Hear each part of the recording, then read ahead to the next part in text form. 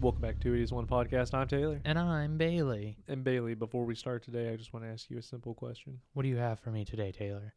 Nothing. I literally have nothing. I was not prepared for this moment at all. I was hoping that you wouldn't ask me that. Oh, well, in that case, we could just get right into it with today's movie. No, we can't, because we usually do like a bit or something, at the beginning, kind of talking about stuff, warm the audience up. I feel like it would just be disrespectful if we didn't do something. I mean, if we want to warm the audience up, we could recommend they get their space heaters ready to heat up their pizza rolls and then crack open their nice, cold, lukewarm, room temperature beverage. No, it's Mountain Dew. I think soda is actually what the comment says. But no, it wouldn't be lukewarm. It wouldn't be room temperature. If you're drinking an ice cold beverage, you're taking that out of the fridge. And not the refrigerator, the fridge. Okay, because it's 2023, baby. This is our first podcast of 2023. So we don't have prefixes that indicate that something's happening again because it's the first one of 2023? No. But do you think I was going to go on a tangent like I did with season 2 where it was going to be explosions and shit? Well, no, you said it's just a fridge and not a refrigerator. So you're taking off the prefix re, which is like repeat, to do something again. So because this is the first podcast of the new year, we're not repeating anything.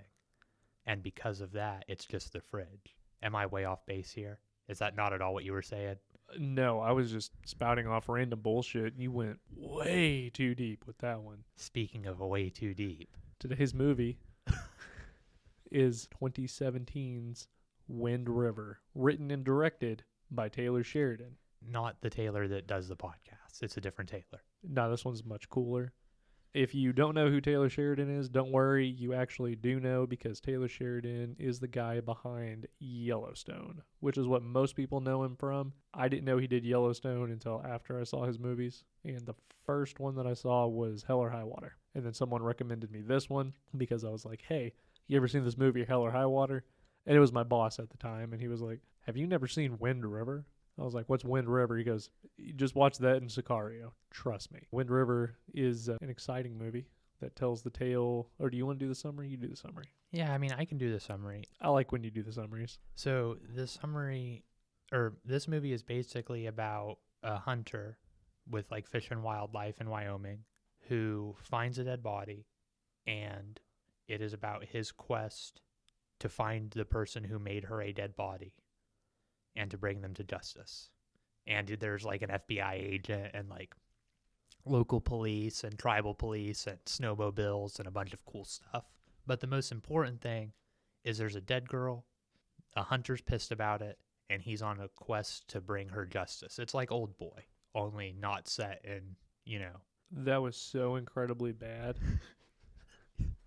I don't know why I allow you to do these things. It's for the content.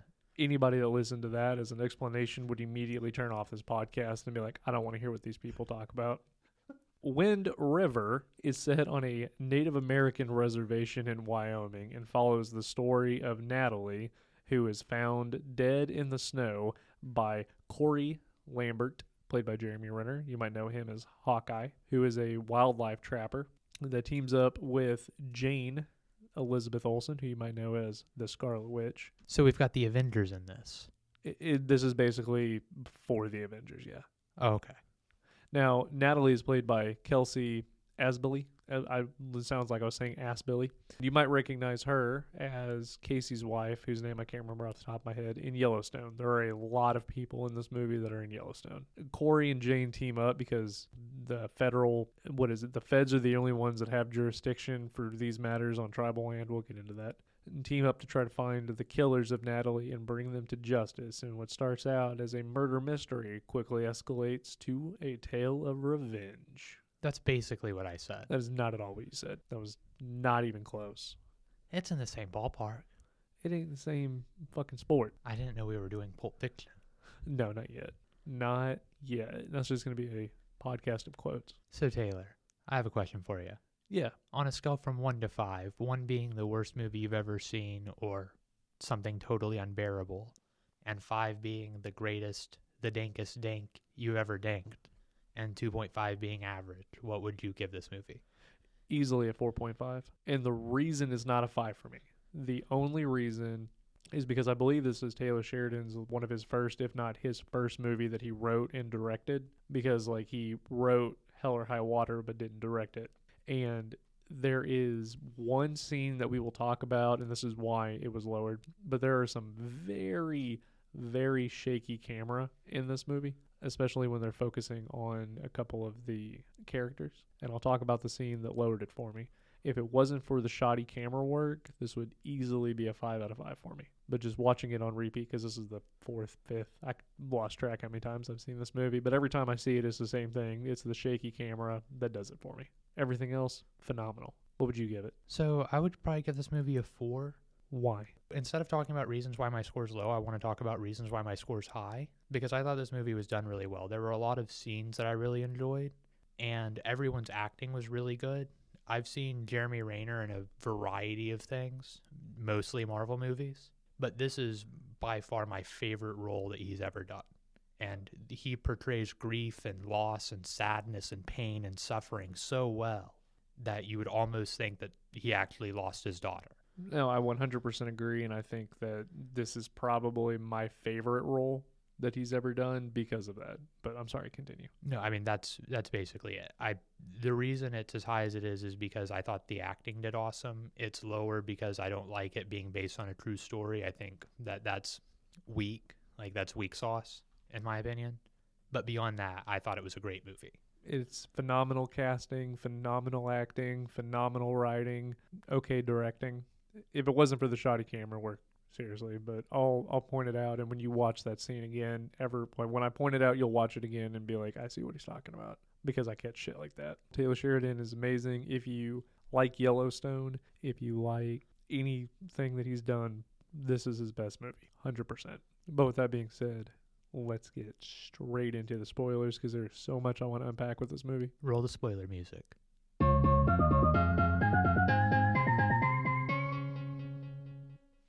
So you talk about being based off of a true story. Do you know the true story behind this? I don't.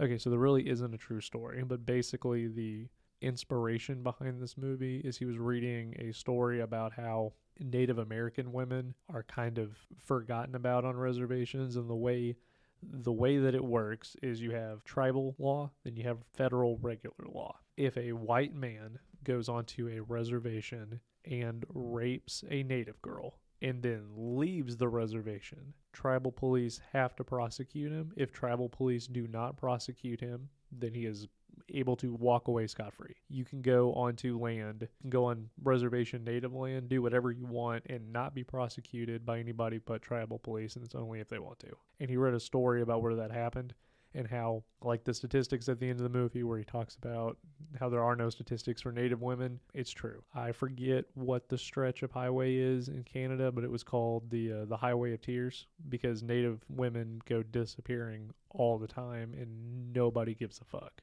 In fact, there was one story I was reading where this native girl vanished, right? And because she was native, the police literally came out and said, oh, we saw a video of her at a gas station. And only when her body was found did they come out and say, we might have been mistaken with that one. She might have been taken. But it's seriously, like the cases are handled so poorly because who gives a fuck about natives, right? That was the point. That's the based off a true story is nobody gives a fuck, and this happens every day, all the time, but nothing's ever done. That's a lot. No, I didn't know anything about the true story is based off of. That's just not a premise I generally like. But to me, I feel like saying that it's based off a true story when it's based off of real events but no specific real events seems a little unfair to me. And I totally get it. It's the same way with like Texas Chainsaw Massacre. Yeah, no, well, exactly. Or Blair Witch. Totally understand where you're coming from. But that's the reason. He saw that and wanted to make a movie that specifically addressed that. And bringing awareness to it, I think is great. There's nothing, the message behind it, I am in wholehearted agreement with, because the fact that there aren't crime statistics against Native individuals is ridiculous. Or Native women, I don't know about all the crime statistics because that's not something I pay attention to. Right. But them not having that is super unfair. No, I 100% agree. I agree with you that the way that he gets the point across by saying that's a little misleading, it was misdirection, but it comes from a good place. Right, and I'm not saying it doesn't. No, and I know that. This was also the foundation for Yellowstone. Have you seen Yellowstone? I've heard a lot about it. I've had a plenty of people recommend it to me, but it's not something I've ever watched. It's great. Like it really is great. And basically the character of Casey and the character of Corey are the same thing. Corey was the foundation for what Casey becomes. And it's the same plot of, he is divorced from a native girl that lives on a reservation. They have a kid together, him and in Yellowstone. He is married to a native woman, who doesn't want to go on the reservation the same as in the movie, and they have a kid together. The difference is it's more of a western with, cowboys versus natives, which is almost in this one, which we'll get to. But he's a wildlife federal, like not the WWF. He's like a wildlife person. I can't remember the exact title. Or livestock. He's a livestock officer in Yellowstone. And in this one, he's a hunter for the reservation. So the groundwork and everything that Yellowstone will become was set in this movie. That's really interesting. Haven't seen Yellowstone. I've heard about it, but it's not something I'm familiar with. If you watch Yellowstone and then you watch this, he uses a lot of the same people. He's kind of like Tarantino. He'll reuse people. And one thing that I really like about him is he's one of the only people that will use actual native people and not people that are sort of native or like a quarter Cherokee. He's using full blown Cherokee individuals. If that's what it calls for, that's what he's using because they're underrepresented in cinema. So this isn't directly related, but another show that does that is Reservation Dogs. Yes. And that's a really solid show. Anyone who hasn't seen it, it's on Hulu. I would recommend it. Because that kind of, and I haven't seen it, it's on my list, but my list is huge of things that I need to watch. I'll get to it at some point, but that's one thing that people have recommended is, oh, you like that? Watch Reservation Dogs. Great. Yeah, it's very solid. I haven't seen Yellowstone, but it has a lot of actual native people portraying actual native people, which is the way it should be anyway. Yeah, 100%. The fact that it wasn't kind of makes me mad. I mean, I don't know. It doesn't make me mad necessarily. Maybe it should, and maybe it would if I felt like I was in those groups of people, but I'm not. But I do think it's bullshit. I feel like it's, nonsense. Well, and I'm not native, so I can't speak to it at all. It's a phenomenal movie. What was your overall impression of it? My overall impression? Well, because you texted me and gave me a very specific time in the movie. Yeah, so about an hour and 18 minutes into the movie, which is, I would say, the climax. Oh, 100%. It might not be the direct climax, but it's near the height of rising action. What happens is it's the rape scene, and it's significantly more graphic than I thought it would be. It doesn't show nudity, but it shows violence in a way that's very uncomforting, and I wasn't prepared for it. Like, during the movie, they talk about how a rape occurred and how this girl was murdered. Murdered. She was killed by the weather, but it was because of the situation she was placed in because she was raped. And it foreshadowed it so much, but it made it seem like it wasn't going to happen, like they weren't ever going to show it, and it was just going to be something they tell you and not show you, which I was totally mentally prepared for. And then when it showed it, I was just caught super off guard. So I paused the movie, I texted Taylor, and I was like, oh, bro, what the fuck? Because he didn't prepare me at all. I went in thinking I was going to be watching like a crime mystery. Let's solve a mystery. Let's do some investigation. Find the bad guys, kill the bad guys. That was 100% my thoughts of what I was getting into. So when it actually showed like a rape scene, I was like, oh, what the fuck? This isn't at all what I expected. And that's what I really love about Taylor Sheridan is because he lulls you into a sense of comfort where nothing is going to happen. I mean, I wasn't prepared to see Max. The boyfriend didn't think that was going to be a thing at all. And then he just magically appears and you're like, who the fuck is that? Which is John Bernthal. And when she knocks on the door, we talked about it before the podcast, but that transition is beautiful.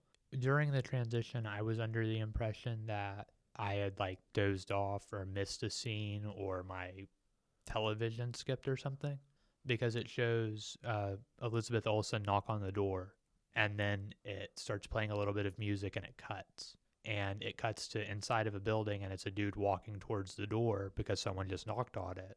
It is still knocking. Might I add. Yeah, they're still knocking, but the door's being knocked on, and he's going to open the door, and you assume that it's inside the trailer, but then once the door opens, you see it's Natalie, which is the native girl that was murdered at the beginning, and you're like, oh, it's a time skip. And right when that happened, I immediately knew I was about to see something I didn't want to see. No, you're 100% correct. And I will say that it comes out of nowhere. And that's the impact that this movie has. Is it takes you completely off guard, fully by surprise, and then just punches you square in the fucking face after you've sat down and had a nice hour-long conversation. Boom. Builds it up, explodes, done. And then the rest of the movie is just pretty much what you would expect. Yeah, I wasn't surprised at all. What happened at the end of this movie is what I would have guessed would have happened after about 25 minutes or so. But how they got there and the time loop that they did isn't something I anticipated at all. And I think that's why I like this movie so much, is because the concept is very basic. It is very fundamental, elementary revenge flick. I mean, you even compared it to Old Boy, right? That's what I thought it was. I thought this was like an American version of Old Boy. Which did happen. No, I know, but we don't talk about that shit. Yeah, it's not a thing. And that is what I enjoy most about this movie, is because it lulls you into that. You think that, and then totally different, not what you're expecting, because it's written so well. And I think the dialogue is great. Jeremy Renner blew me away with his performance. I think this was the first time I watched him, and I actually really, really enjoyed him. Same with Elizabeth Olsen. Of course, I've seen her as Scarlet Witch, and I've seen him as Hawkeye, and they're good, don't get me wrong. But this was the first movie I watched of hers where I thought she fucking killed it. I'm not as familiar with her in previous things other than as Scarlet Witch, so I don't really have an opinion. But for Jeremy, I 100% agree. These are the two standout ones in the movie. I mean, we also have to give mention to. So this was something my dad and I were talking about, because we've discussed this movie back when he was a kid. And I want to say, like, it's the pretty much the stereotypical native dad who is Martin, right? Which is played by Gil Birmingham. Every native role that needs a native father, somehow he is that. He's also in Hell or High Water. He's phenomenal. I like him. Love the dude. And the early version of him that was the native guy and everything was the guy who plays Ben, Graham Greene. And I think they both do phenomenal. Ben has some very funny lines in the movie, and I think the best part is at the very beginning, where the dude cusses her in the native language, and she's like, "What does that mean?" And he goes, "It's not good." And so in that, those little things in there where he kind of gives a little bit of a comedic effect to it, but not over the top. When he gets shot and dies, it hurt me a little bit. I was like, damn, didn't want Ben to die. I feel that. Well, not just Ben's character, but you were talking about Martin as well, and he has some funny lines. Yeah. Even during really sad scenes, like the monologue near the end where he has his death face on and he's talking to Corey, and they're sitting out on, like, he's sitting on a little mound by a tree, and he and Corey are talking. And I don't remember specifically what he says, but he tosses in some dry humor, and neither of them laugh. But me, as an outsider who's not actually in the situation where they've both lost their daughter, I still see it as, oh, he's trying to be funny. He's trying to lighten the mood by throwing in jokes. And I just really like how his character was done as well. I thought he did a really good job. Well, and that ties back to the monologue that Corey gives him about acceptance. You can either accept the fact that your daughter is gone and embrace it and use that to take care of your son, which is what he had to do, right? Or you can let it consume you. And I think that scene right there, where he basically tells him, yes, he didn't get away. I killed him. It's taken care of. Your daughter and his daughter, in a way, have been avenged. And with him sliding that dry humor in there, trying to be funny, to me was him accepting, this is the way that things are. I'm not going to let this overtake me. I'm going to be my own person. Absolutely. I'm glad that you picked up on that one too. I was like, oh shit, am I the only one that thinks that? No, I don't think so. And you were talking about him talking about acceptance, and I know I mentioned it earlier in my review portion of it, but their portrayal of loss and grief throughout this film was done so well, because it really feels like it, like they've lost somebody. You know what I mean? Like watching it, I was genuine. I would not be surprised if they have actually lost people in real life, if they were specifically chosen for those roles because they were able to articulate, this is loss I've had in my real life, which I don't actually know. That's just me doing a hot take, but I wouldn't be surprised if that was like a stipulation of them getting the roles. And again, I go to the scene where they're on the porch talking about the acceptance. That whole speech to me really stands out because at first glance, it appears that Jeremy Renner can't remember his lines, and he's looking over in the distance trying to remember them. It's that 1,000-yard stare. And it is beautiful. When you see the 1,000-yard stare, you can hear in his voice how it's kind of cracking because he's upset with what he's saying and doesn't want to talk about it, but is shoving his emotions down to get through it. And then you see the tears start forming in his eyes. Beautiful.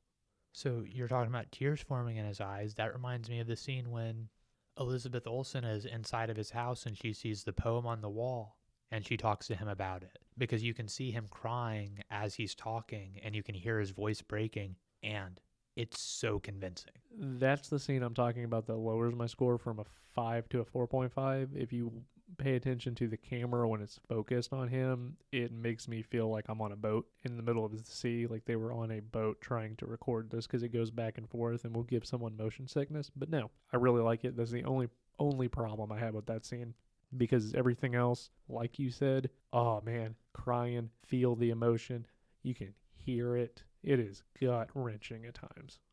Very convincing. I didn't notice the shaky camera at all, but I don't have that critical of an eye, I don't think. It wasn't something I noticed the first viewing. On subsequent views, I picked up on it, I think, the second time, because the first time I was so enamored with the dialogue, with what was happening, that it didn't really matter. But once you have heard everything and you know what's going to happen in the scene, you start looking for other things and you know, pick up on it. And on subsequent rewatches, that's the one thing that really bothers me, which I'm sure you'll watch this again. I don't think I've ever met somebody who I've shown this movie to, because I recommend this movie all the fucking time to people, and I don't think I've ever had somebody go, yeah, that was bad. No, I mean, I don't know that I'll watch it again anytime soon, but if I do watch it again, I will likely skip past the rape scene. I mean, that is understandable. Like, it wasn't that graphic. It's not the most graphic rape scene in cinema I've ever seen, but it's more graphic than I would just like watch on a Saturday for funsies with the family. With that being said, I think everybody in this film does a really good job. I don't believe anybody was miscast. I think everybody plays their role perfectly.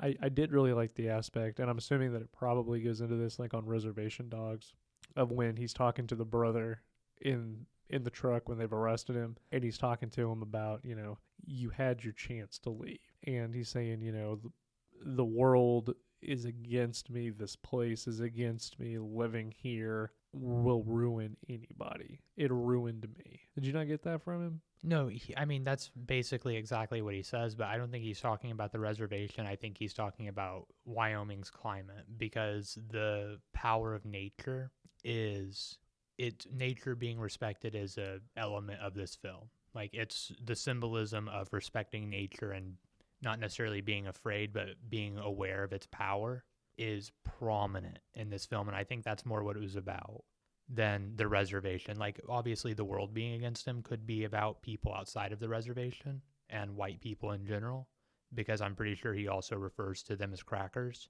Yes. But I don't think that line was solely about the reservation itself being oppressive. I think it's about the climate of Wyoming being oppressive, because during the whole point of Pete's conversation at the end, when he was talking about how there's nothing to do and it's cold, it's so fucking cold and there are no women here, all of that was about the nature itself of the place being oppressive and not allowing people to function like they should, which is also articulated during a scene where they talk about how, a 5-mile drive will take you 30 minutes. It's showing the oppression of nature. Well, it's even the scene when Jane rolls up on him and she's not prepared for it. She's like, well, we're going to go out and see the body. And they're like, you will literally freeze to death wearing that. Which also leads me to one of the funniest scenes, is when she's trying on the long johns, and she goes, they'll cause your underwear to ride up your ass crack. And she goes, never mind. Those are called cheekies, by the way. If you did not know that, fun fact. Didn't know that. Yeah, it's like a half thong. But it's interesting that you bring that up because I saw it as the reservation is what's killing them. And I think that might probably be a little because I've seen Yellowstone, and if I remember correctly, that's one of the themes in there is that the reservation's just poverty and horrible, and get off of the reservation and get out of that life. You do it because you will not prosper on the reservation. So that might have had some bias going into it. But no, I took that as him saying the reservation caused me to do drugs because that's the only thing to do here. So, but that's basically what Pete says too, and he's not on the reservation. Like the line used by Chip, isn't that Martin's son's name, Chip? I'm pretty sure. I think it is Chip. I believe so. I'm not 100% confident. What Chip says is almost exactly what Pete says at the end, only Chip is talking about doing drugs and making poor decisions, and Pete is talking about murdering and raping people. Yeah, those two are not similar at all. But their reasonings behind it are the same. There's nothing to do here. I'm bored. It's just fucking snow. Yeah, exactly. I mean, I'm not saying that it makes it right or makes it okay or makes it acceptable, but that because of that is why I think that it's more about nature than the reservation, which I could be totally wrong. I have no idea. Well, no, and that's why I'm glad we're talking about this. And I see your point about the nature thing because the first scene in this movie is a bunch of goats. Is it goats or sheep? I don't think it matters. Really think it's goats. There's like a group of goats, and there are 4 wolves that are by them. And they're sitting there watching them, ready to kill them. They're looking to eat, and then Corey shoots them. Shoots one of them. I thought the opening scene was... Oh, no, the opening scene is her running, you're right. Yeah, it's Emily's poem voiced over Natalie running through the snow. Even that sets up the whole nature thing. No, it does. Yeah, and then that confirms it with, the prey, which also hints at the predator-prey thing. No, I mean, I see what you're talking about, too. I agree that that's also an element. I'm not... No, I know you are, but yeah, you're right. That is the opening scene. You are correct. I misremembered that. That's the first time that's the scene after, because the opening scene is like 30 seconds long, I think. It's very quick, but man, does it leave an impression. Oh, yeah. So can we take a second to talk about another theme or another scene that confirms the thematic element of nature being super spooky? Yeah, absolutely. That's what we do on this podcast. We discuss thematic elements. Sometimes. Or our favorite kills, which I also have a favorite kill in this, and it's probably not what you'd expect. Okay, continue. So, do you remember the scene at the doctor's office, or the autopsy's office, the autopsier's office? The optometrist? No, that's an eye person. I was wondering if you'd catch that. Yeah, no, I know what you're talking about. During that whole scene, I think that it talks about, or that scene to me, during the scene when they're at the autopsier's office and... The optometrist?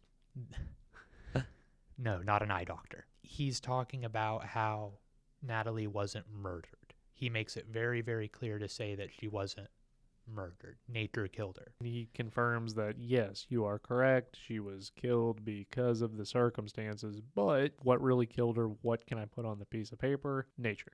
Yeah, exactly. And to me, that is just additionally confirming that nature being a powerful force is a thematic element. No, I 100% agree.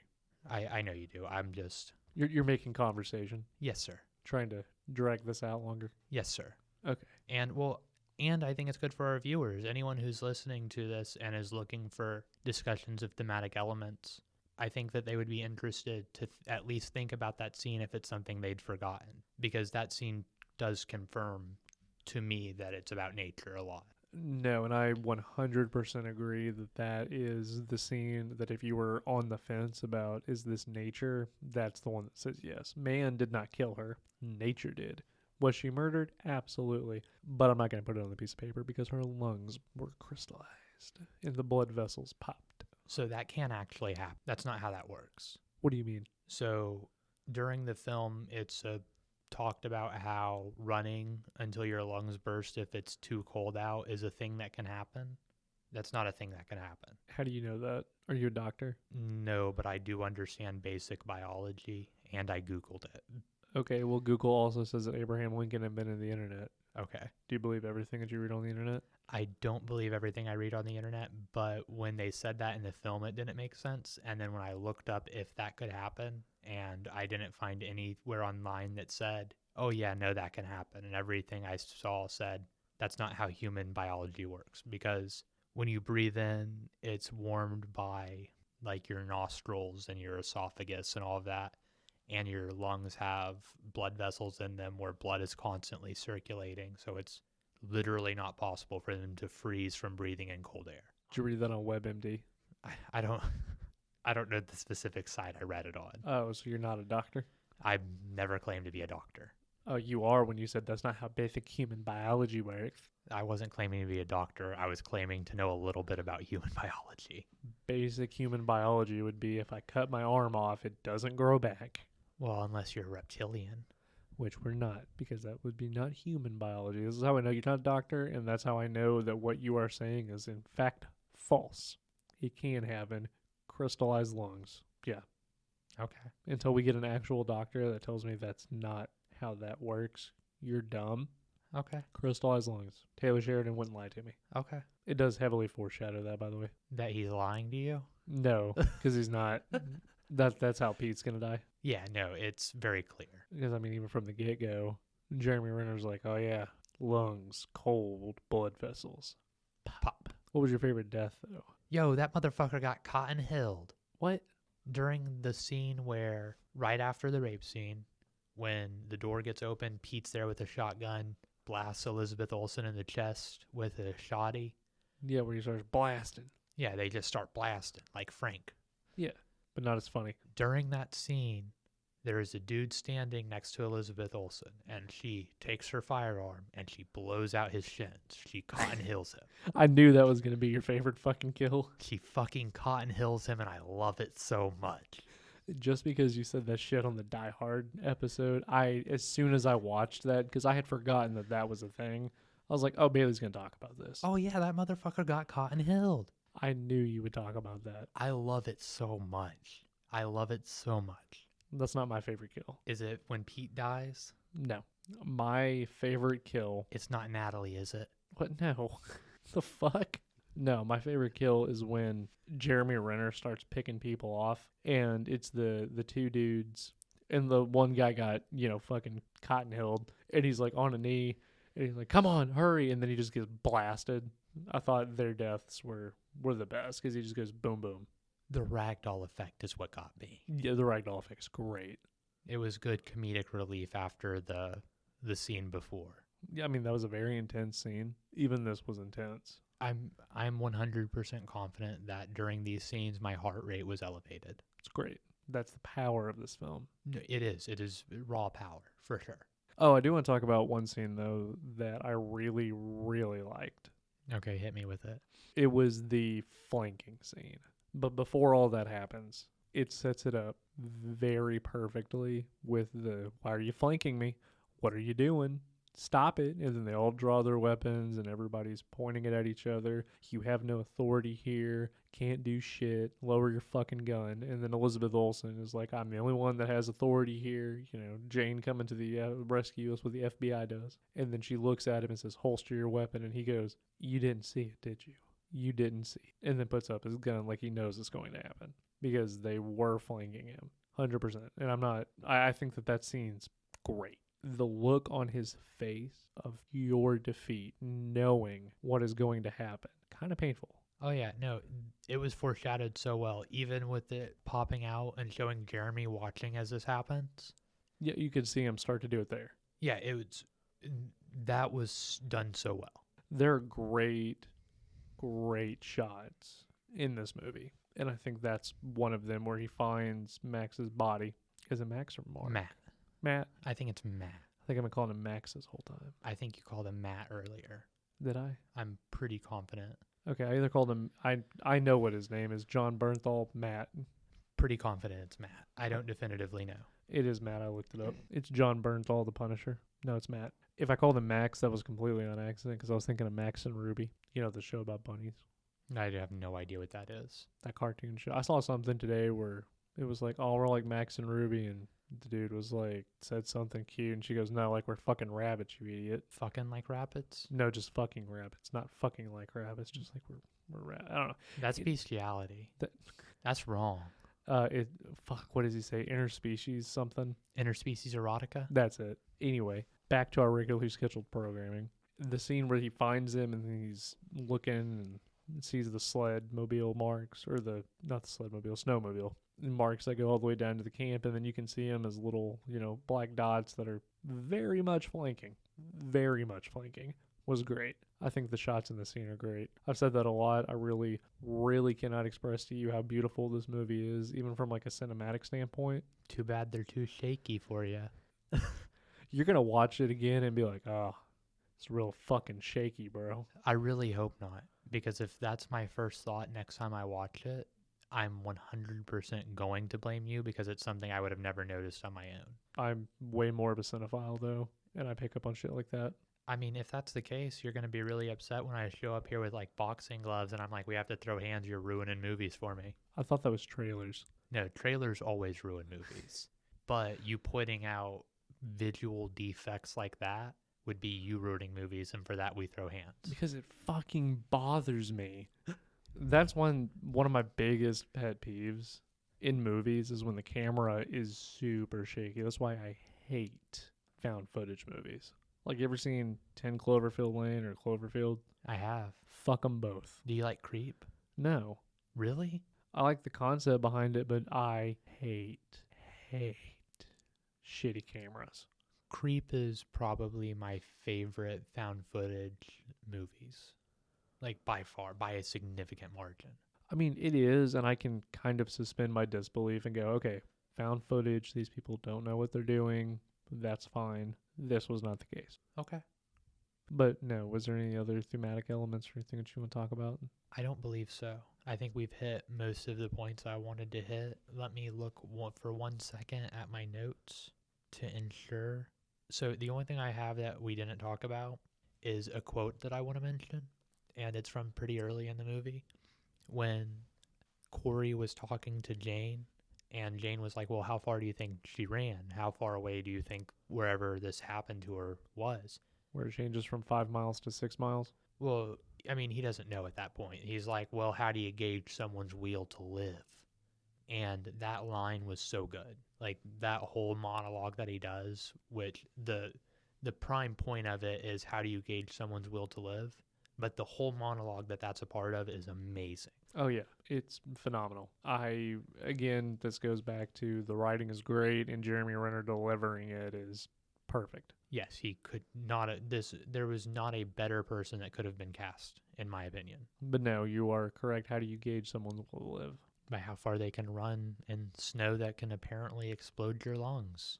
5 miles or 6? It bothered me that it changed. It happens. It just, I don't know. Little details matter. I'll stop being an asshole, though. Now, one thing I do want to mention, a little fun fact, is Taylor Sheridan, you know the horses in this movie? Vaguely. Okay, every horse in every movie is from his own collection. I did not know that. Yeah, so all the horses used in Yellowstone are all his. The horse that is used in this one that he's showing and everything, that's his personal horse. And also, fun fact, that motherfucker is old. Taylor Sheridan? 1969. He's not that old. Dog. Have you seen him? No? Pull up a picture of him. Get on IMDb, pull up a picture of this dude, and look at him. He's the same age as my mother, and it blows my mind. He doesn't look old. No, he doesn't look old at all. He kind of reminds me of He's like 55, 54. 52. Is it 52? Yeah. He was born in 1970. 69. He was born on May 21st, 1970. No. Where'd you get that from? The internet? You got it from Google? Did you get it from Google? Because Google's wrong, because he was actually born July 17th, 1969. Yeah, that's what IMDb says, and I trust IMDb because you also said that lungs couldn't explode, and you read that on the internet. But look what the internet did. The internet said that he was 52 when he's really 53. Fuck you. I'm right. Your lungs explode because of crystallization. How does it feel to be an idiot? I've seen more sources saying that he was born in May of 1970 than I have saying that he was born in July of 1969. IMDb does not lie. IMDb is where I immediately go when it says an actor dies. I mean, I'm not going to argue with you because I don't actually know, but it is strange that he has two different birthdays. Maybe it's two different people. I don't think so because one is the movie database and the other is IMDb, and they both have his films listed. They just have two different birthdays for him. Maybe he was born twice. Maybe he's a reborn Christian. You know, that's fucked up that you would do that. That was funny. Yeah, it was. It was funny. That was that was one of the few jokes I've made on this podcast that is actually funny. Yeah, you're funny sometimes, but he doesn't look that old, does he? No. I mean, I don't know. People in their 50s look like they're in their 40s now. Yeah. Oh, also, fun fact: you haven't seen it, so it doesn't mean anything to you. But Taylor Sheridan recently bought the 4-6's ranch to do a spinoff show with one of the characters on Yellowstone. Just bought the entire fucking ranch. That's pretty cool. I mean, the dude is awesome, and I respect everything that he's done. There's only like a couple things I've watched where I'm like, oh, this thing is disgusting. Basically, the rule of thumb with Taylor Sheridan is if he writes it by himself, phenomenal. If he writes it with other people, a little bit iffy. Like the Angelina Jolie movie, which I can't think of the name, the Wildfire one. Don't watch it, it's garbage. I have no idea. Good, keep it that way. With that being said, do you want to get into the Bailey's Bibles? Yes. What do you want to talk about today, Bailey? So today's Bailey's Babbles will likely not be as fun as historic Bailey's Babbles. And that's just because I'm doing it as like an informational thing and kind of like a question thing for Taylor. I don't like the way that this is going because usually when you say that, you ask me a philosophical question. Nope, nothing philosophical today. No thought experiments or anything like that. You're going to throw a fucking brain teaser at me? No brain teasers, no math problems. So the first thing I want to do is I want to announce to everyone that our YouTube is out. So we have a YouTube page, which might be where you're listening to this right now. Yeah, if you're listening to this on YouTube, then you already know this does not pertain to you, so just keep fucking listening. Yeah, just if this pertains to you because you are listening on YouTube, leave a comment right now saying, "Hey, dog, listen. I'm listening on YouTube. Why are you telling me that you're going to have this available to listen to on YouTube at some point in the future?" If you're listening on YouTube right now because that's how you found us, leave a comment in the comment section saying, "You fucking idiot, I'm on YouTube right now." I don't think you should leave a comment saying "you fucking idiot" because you don't want to get your account flagged. Misspell it. Misspell fucking idiot. Yeah. And that way we'll know. Yeah, exactly. But no, you should follow us on YouTube, like, subscribe, comment if you haven't done so. We're one of those people now. Like, comment, and subscribe down below. Check out the latest YouTube video. We upload every single week new videos, bro. Check them out. Yeah, no, I don't care like that. We'll have video at some point. Yes, so that's the thing I was going to bring up now. So we've launched our YouTube channel. As of right now, the only thing we have on our YouTube channel and the only thing we've for sure discussed putting on YouTube is episodes of the podcast. So what I wanted to talk to you about is maybe doing like a skit show where we do like scenes from movies and kind of play them out, but not really. We can take monologues and re-monologue them to be our own monologues about our own stuff, kind of like you did for Trainspotting. I changed like one word. Right, but we could change like 4 words. Do you think that would be fun? Do you think that that's something we could do and be cool? And you've historically talked about wanting to be a director, so you could direct these YouTube shorts and add them to your portfolio. You want me to... Okay, well, I couldn't be in it then. You can act and direct. Just because Taylor Sheridan can do it. Tarantino does it too. Well, yeah, because the greats do it. Have you ever seen Martin Scorsese do it? I'm pretty confident he plays Taxi Driver. That wouldn't surprise me at all. Pretty sure he's the guy in the back of the taxi saying, "You ever seen what a 44 Magnum does to a girl's pussy?" Have you seen that movie? Yeah. Taxi Driver? Love that movie. Yeah, Taxi Driver. Robert De Niro. Yeah, years ago. Or not even years ago. I think the last time I saw it was probably 2019. The only reason I watched that movie was because it's Tarantino's favorite movie of all time. It's not bad, but it's not as good as people talk about it like it is. Isn't that Jodie Foster? Or am I thinking of a different movie? No, it is. Yeah, it's Jodie Foster's the prostitute. Yeah. With Travis Scott. Isn't Travis Scott a recording artist? Oh, Travis Barker. Oh, It's a drummer from Blink-182. I don't think that's who I was thinking of. I don't know who you were thinking of, but I can't remember his last name. Is Travis though. Interesting. But you want to get a group of people together and have them reenact shit. Well, not necessarily reenact, but using the YouTube to make shorts for you to direct. Like, me write them, you direct them. Oh, are you saying that I'm a shitty writer? That's not at all what I was trying to say. You're saying I'm a shitty writer, so that's why you need to do it. And I am a better director than you because I see the visual things like the shaky camera.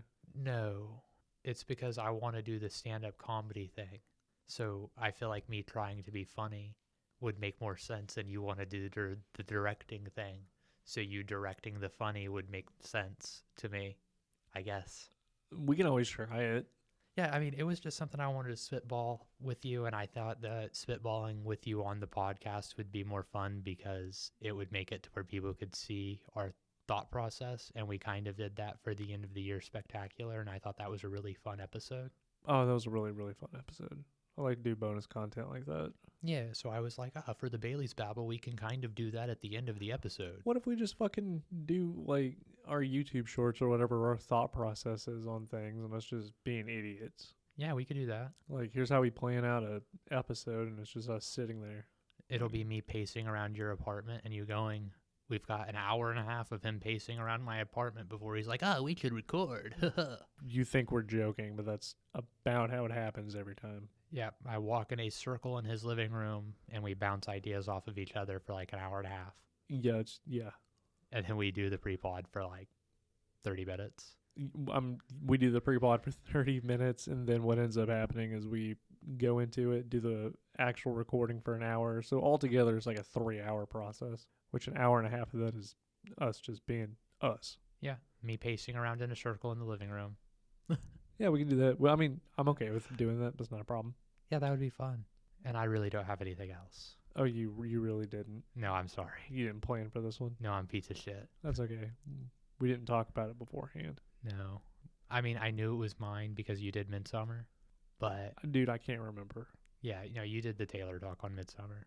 You did a thought experiment. Oh, yeah, I remember that now. I don't know. Half the time when one of us doesn't prepare for the other one, we kind of just sit there and during the bouncing off pacing, one come up with something. So, well, no, this is what I planned to do, and I have planned to do this. I was just under the impression that I would have a lot more to say during the YouTube portion. no, I was just talking shit. Don't worry. Like, that was I'm just sorry, me it's talking bad. shit. I don't think it's bad. I think I'm just an asshole.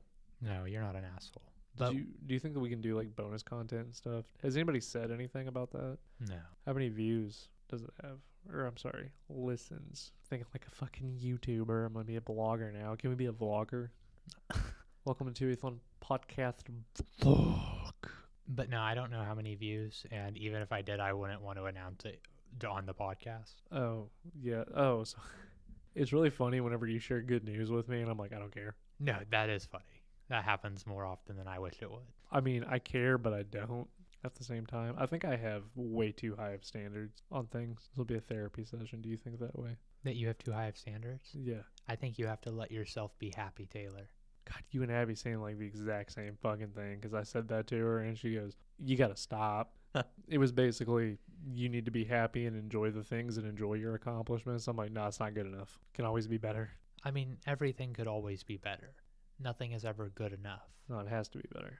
But you have to be able to accept what you have and be content with it while striving for more. But you have to be able to look at everything you've accomplished and everything you have and, the people that are around you that are important to you and say, this is what I have and this is enough.